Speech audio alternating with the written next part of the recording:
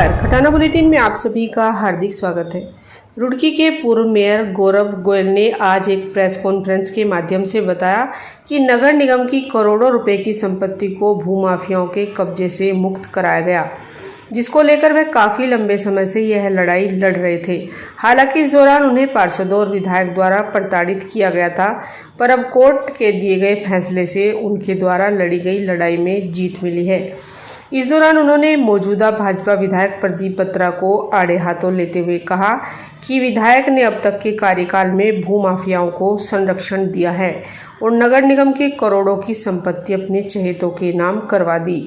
वहीं विधायक के रूप में रहते हुए भी करोड़ों रुपए के घोटाले किए गए हैं। धन्यवाद।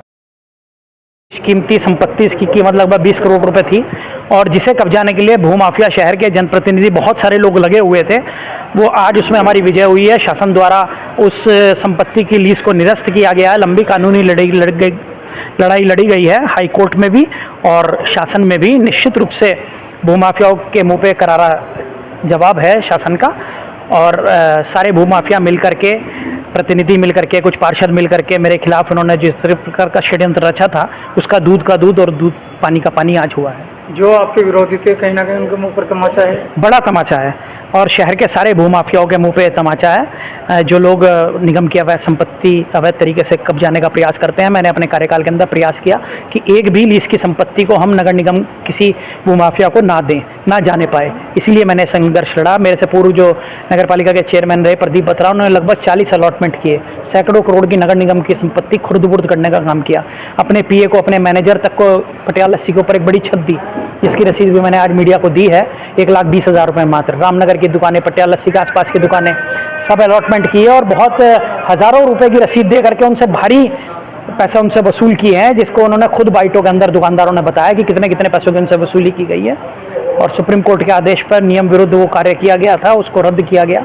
मेरी सहानुभूति उन सभी दुकानदारों के साथ है और भू काम निश्चित रूप से लगाई जाएगी और मेरा जो संघर्ष है ये जीवन भर भूमाफियाओं के खिलाफ जारी रहेगा। सर आप बहुत रही भूमाफियाओं का बड़ा सिंडिकेट है और उसी कठिनाई के तहत जब मुझे उन्होंने घेरने का पूरा प्रयास किया तो मैंने त्यागपत्र भी अपने पद से दिया। हालांकि मेरे पे कोई जांच, कोई मुकदमा, सब में मुझे शासन ने क्लीन चिट दी है।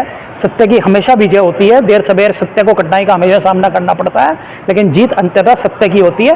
अब इस भूमाफिया पे निश्चित रूप से रुड़की नगर की जनता देख रही है और लगाम लगाएगी। चुनाव, मेरा चुनाव लड़ने का भी कोई मन नहीं है। निकाय चुनाव के अंदर निश्चित रूप से आप मान के चलिए कि जो लोग, जिन लोगों ने इसको बेचने का प्रयास किया, जिन पार्षदों द्वारा इस संपत्ति को बेचने का प्रयास किया गया है, उन खुर्द-बुर्द करने का प्रयास किया गया है, वो चिन्हित है। मैंने मीडिया में